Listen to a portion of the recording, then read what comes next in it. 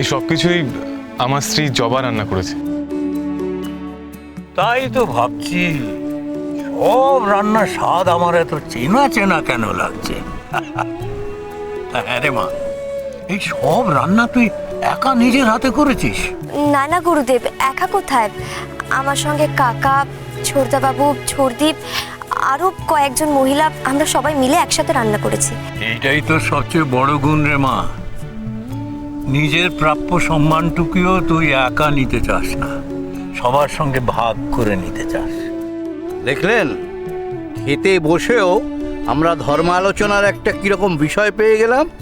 সে তো বটেই, কিন্তু খাবার সময়ে এত গুরুগম্ভীর আলোচনা হলে কিন্তু গুরুপাক হয়ে এসেছে, আমরাই কষ্ট পাবো। নিন, খান খান খান, এত সুন্দর এত সুস্বাদু রান্না খেয়ে নিন প্রাণ ভরে, আর সবাই মিলে আমার জবা মাকে আশীর্বাদ করুন।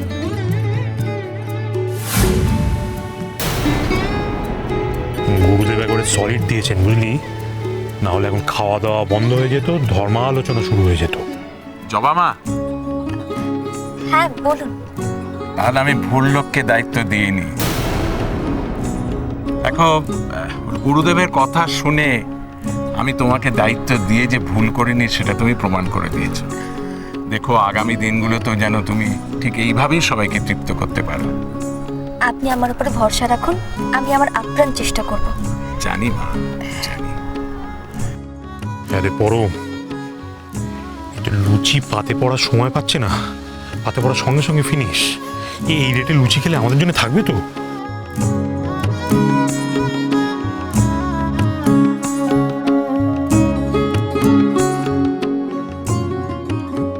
বুঝবে, লুচি নিয়ে আয় না। হ্যাঁ, আমি আমি এক্ষুনি নিয়ে আসছি।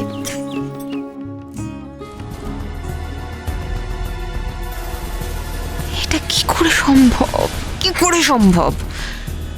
আমি তো নিজে ময়দাতে কাকড়ের বালি মিশিয়ে দিয়েছিলাম। তাহলে তাহলে সবাই কাকড় মিশানো লুচিকে ভালো বলছে কি করে? ছোটদি, ছোটদি, যাই যাই যাই, বল বল বল, কি করতে হবে আমাকে বল। তুমি একটু এটা নিয়ে যাবে? ও এটা, হ্যাঁ হ্যাঁ দাঁড়া, আমি নিয়ে যাচ্ছি। দেখে সাবধানে। হ্যাঁ পারবে তো? বাবা, হ্যাঁ হ্যাঁ, কেন পারবো না। ওরে বাপরে, দেখে নিবি তো? আরে একদিক যা, পায়ে ব্যথা না? তো কি হয়েছে? আরে কি যে করে না। জবা, হ্যাঁ? বলছি ময়দা কম পড়বে না তো? তুমি তো অনেকগুলো মাখা ময়দা ফেলে দিলে। না না, কম পড়বে না, এখন যা রয়েছে তাতে হয়ে যাবে। আপনি বরং পরে গিয়ে নিয়ে আসবেন।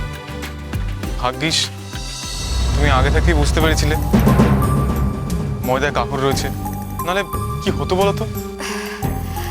হ্যাঁ, সেই জন্যই তো আমি আবার নতুন করে ময়দা মেখে নিলাম।